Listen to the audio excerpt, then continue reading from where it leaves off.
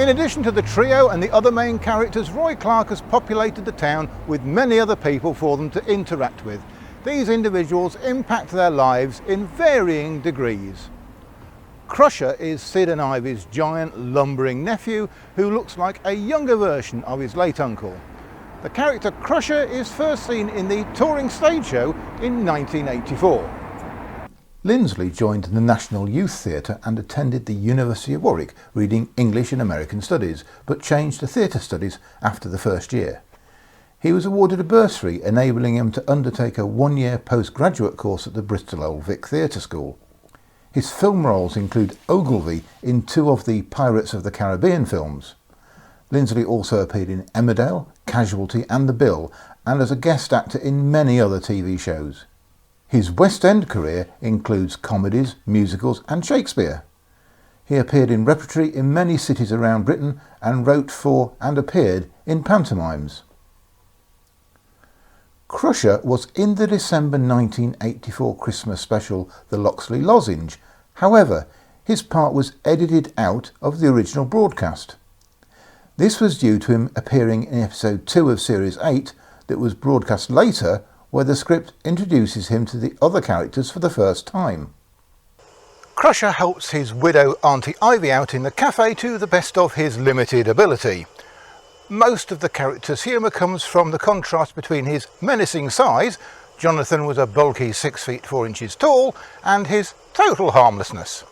Well-meaning but not overly bright, he is rather easily led, so Ivy keeps a keen eye on him. His real name is Milburn, but he insists on being called Crusher. He listens to heavy metal music on a personal cassette player with headphones. He is reluctant to wear the white overall coat Ivy gives him. He says, "I feel such a Jessie in that white frock." He is inclined to take things very literally. He seems to be interested in Marina, much to Ivy's displeasure. This was after Ivy told him to find some poor lass that's had a hard time. In the 1988 Christmas special Crumbs, Crusher is shown to have a girlfriend named Fran, played by BBC Blue Peter presenter Yvette Fielding, who, according to Ivy, is as daft as he is. However, Crusher himself did not appear in the episode, as Jonathan Lindsley had left the show by then. He'd gone on a diet.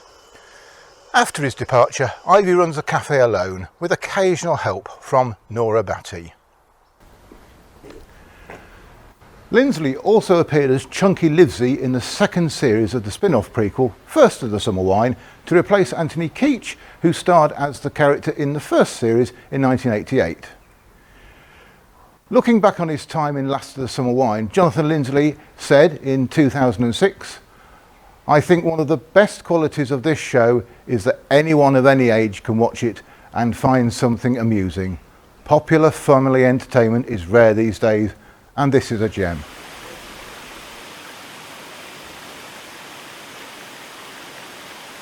Long-sighted bumbler Eli maintains a highly cheerful disposition despite not having a clue what is going on around him. The character was originally brought in as a friend of Wally Batty. He was so popular Eli remained on the show after the death of actor Joe Gladwin. Danny O'Day came from a theatrical family and learned his craft in the music halls, a career that reads like a history of British comedy. He performed alongside some of the biggest names in the business, including Arthur Askey, Les Dawson, Dick Emery and Brian Ricks. He was also a regular comic foil in pantomimes. Danny O'Day made 93 appearances as Eli Duckett between 1986 and 2002. Eli generally made brief cameo appearances, walking into a scene and commenting on his long-sighted misinterpretation of the action and then walking off again. Eli climbed on the parapet of this bridge in the Series 20 episode Beware of the Vanilla Slice after Compo reminds him of a game they played as kids, Thumpy Dub. Eli says he was a wizard at Thumpy Dub and then steps off the wrong side, falling into the river. Eli had a Jack Russell dog which once ran off, leading to Eli ending up with a sheep on the end of his lead instead of the dog. In the 1995 New Year special episode The Man Who Nearly Knew Pavarotti, featuring Sir Norman Wisdom, Eli is the conductor of the Home Silver Band. Eli's last appearance was broadcast in May 2001, although the character was not explicitly killed off. Danny O'Day died on the 16th of April 2003 in Hartshead, Yorkshire. James Casey was the son of musical comedian Jimmy James, whose real name was also James Casey, and cousin of comedian Eli Woods. In the 1940s, James Casey appeared with his cousin Eli Woods in his father's variety act, Jimmy James & Co. Eli, the taller one with the lugubrious face, had a stammer which he exaggerated for comic effect. James Casey wrote scripts for his father and for comedians including the young Morecambe and Wise under the name of Cass James. Casey became a BBC producer in 1954, and while there he discovered comedians Jimmy Clitheroe, Les Dawson and Ken Dodd, and comedy double act Hinge and Bracket, each of whom he launched into a career in light entertainment with their own BBC radio series. After Jimmy James' death, Eli Woods worked with Les Dawson, Kenny Everett and Des O'Connor in their eponymous TV shows. After retiring from the BBC in the 1980s, James Casey toured the surviving variety theatres performing with Eli Woods. Teetotaler Jimmy James sometimes appeared on stage as a convincing drunk, so casting James Casey and Eli Woods as drunks is a fitting tribute to him. James and Eli made 5 appearances as drunks between 1988 and 2006. They usually had 1 or 2 lines each, often outside a pub with a pint, commenting on their misinterpretation of the scene before them.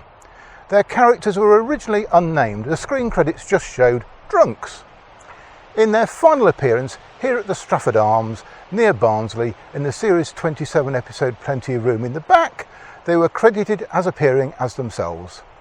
James Casey, credited as Jim Casey, also made 1 other appearance as a publican in the series 14 episode The Phantom of the Graveyard. James Casey died on the 23rd of April 2011 in Stockton-on-Tees, County Durham.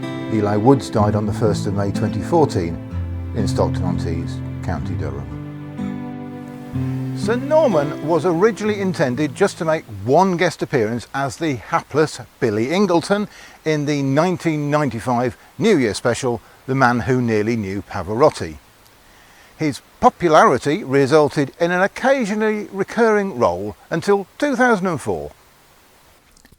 It is impossible to do justice to the career of comedy legend Norman Wisdom in a few words. He developed his skills as a musician and stage entertainer while in the army, with a routine including singing and his characteristic trip up and stumble.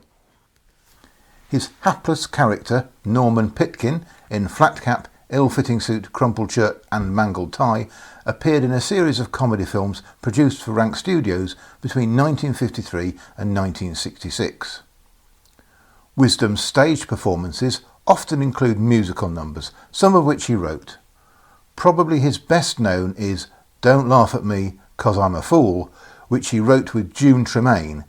It became his theme song, and in February 1954 it reached number 3 in the UK singles chart. Wisdom gained worldwide celebrity status. Charlie Chaplin once referred to Wisdom as his favourite clown. Norman Wisdom was the subject of This Is Your Life in December 1957 and February 1987. He was awarded an OBE in 1995. He was knighted on the 6th of June 2000 for services to entertainment. Even at the age of 79, on Sir Norman's first appearance, he still brought sincerity, humour and energy to his performance. It's great to see Norman Wisdom resembling his Mr. Pitkin character, still being full of eagerness and confusion playing Billy Ingleton. He even manages to include his characteristic slip trip and gets the peak of his cap to pop up like his Pitkin character while on Wesley's trailer transporting a piano. He proved so popular that he was asked to return in the following year's special Extra Extra. In the end credits he's listing as appearing as a favour. From then on he occasionally pops up, sometimes for the storyline of an episode, at other times in smaller appearances. In the Series 22 episode, The Coming of the Beast, Billy Ingleton is stopped in his car here by Truly, who warns him of an escaped tiger. Billy believes Truly's story and cautiously continues his journey, only to be stopped by PC's Cooper and Walsh, as they think he might be drunk. In the Series 22 episode, Gnome Away, he appears in the closing moments of the show as one of several people carrying oversized garden gnomes. This is one of the smaller appearances where he was not listed in Radio Times nor mentioned in the on-screen credits. In mid-2006 he suffered an irregular heart rhythm and was fitted with a pacemaker. He died on the 4th of October 2010 at a nursing home on the Isle of Man. Maggie Ulrenshaw's character Ethel only appeared twice, but she made one other Summer Wine appearance and earns her place here by virtue of also being Norman Clegg's mother in the prequel. Maggie Ulrenshaw made her television debut in 1976. She is the voice of Henrietta in over 50 episodes of the animated series Thomas and Friends, and she played Florence Ranby in The House of Elliot, but is still possibly best known as Mavis in Roy Clarke's Open All Hours and Still Open All Hours. Ethel is the resentful and argumentative wife of Lance, played by Kenneth Cope. They both appear in the Series 18 episode The Lovemobile as unlikely matchmakers. Then in the Series 29 episode All That Glitters Is Not Elvis, they both return as Lance is looking for a birthday present for Ethel, except he wants a hi-fi and she wants a fridge. Maggie Ulrenshaw also played an unnamed woman in the Series 5 episode The Flag and Further Snags, who is likely not the same character. As the mother of Norman Clegg, Maggie Ulrenshaw appeared in the pilot of First of the Summer Wine and every episode of the prequel. Herman Teasdale is a determined but gullible repo man, who first appears while pursuing Tom Simonite, claiming that he owes money. His inability to collect cash is only matched by his persistence. Christopher Beanie began his career at the age of 6 when he danced for the Ballet Rambert. He spent several years at the Arts Educational School and later attended the Royal Academy of Dramatic Art. Beanie played Lenny Grove in the first British television soap, the BBC TV series The Grove Family, which was shown from 1954 until 1957. He was the footman, Edward Barnes, in the 1970s television series Upstairs Downstairs. Beanie's first big screen role was in the film The Long Memory, starring John Mills and featuring Thora Hird, Beanie's future co-star in Loving Memory and Last of the Summer Wine. Beanie's theatre appearances included Stop the World, I Want to Get Off, Boeing Boeing and Lark Rise to Candleford. In 2001, Christopher Beanie made a guest appearance in Summer Wine, something which he repeats several times until 2009 when he joins the cast as a regular character. The Radio Times listings refer to him as Repo Man or Collector until Series 26 in 2005 when he's then named Herman Teasdale. Herman is not a good debt collector and Beanie convincingly conveys ambition and incompetence. In the Series 26 episode Hermione the Short Course, he enlists Barry's help in repossessing a car but manages to take a similar looking car by mistake. He is supposed to collect money from Tom, even trying and failing to find him at Tom's allotment. Herman calls on Barry for social visits, but Barry is not too thrilled at Herman's clingy friendship. Glenda suggests none of Herman's friendships lasted long because he kept repossessing their goods. In Series 30, Herman says he has retired from debt collecting and changed his name to Morton Beamish to start a new life for himself. Tom is still suspicious of him and hides whenever he catches sight of him. In the final 2 seasons, Morton practically lives next door to Barry and Glenda as Dog's Body and near lodger with Toby Mulberry Smith, the golf club captain. Glenda attempts to find a girlfriend for Morton, eventually succeeding in the final episode as he is clearly enjoying the attention of her friend Moira. Christopher Beanie died on the 3rd of January 2020 at his home in Kent. Toby Mulberry-Smith is the self-righteous captain of the local golf club where Barry is trying to fit in as a member, but he joined the show in a more familiar role. Trevor Bannister's acting career seems to start in 1960 when he appeared in the London production of Billy Liar that starred Albert Finney, and from 1969 to 1970 he appeared in the sitcom The Dustbin Men. He was then asked to play Mr. Lucas in a comedy playhouse pilot with Frank Thornton called Are You Being Served, and continued the role when the first series was commissioned. He played Peter Pitt in the 1988 BBC sitcom Wyatt's Watchdogs with Brian Wilde. Although Bannister appeared in a few films, including the film version of Are You Being Served, he worked mostly in the theatre for more than 35 years, with credits including performances in Shakespeare and pantomimes. Trevor Bannister played a tailor at a Gents Outfitters in the Series 14 episode Who's Got Rhythm, not dissimilar to his character in Are You Being Served? Then, from Series 22 he returns playing a different recurring character, known originally as the captain of the golf club. The captain finally receives the name Toby Mulberry-Smith in the 2008 New Year special I Was a Hitman for Primrose Dairies. Initially he's most often seen at the golf club with his game being disrupted by Barry. Other times some event outside of Barry's control interrupts Toby's game of golf, but he still blames Barry by virtue of the offenders, usually the trio, making it known they are acquainted with Barry. After being thrown out by his wife, Toby moves in next door to Barry and Glenda. His presence next door is an embarrassment to Barry in view of their past differences on the golf course. Toby is quite pompous and, despite admitting he has an eye for the ladies, fully expects his wife to take him back. Hobbo introduces Toby to socially anxious Morton, who become friends. However, he treats Morton as his personal assistant. Little wonder Toby's wife had enough of him. Despite Hobbo's attempts to reunite Toby and his wife, we never see them resolve their differences.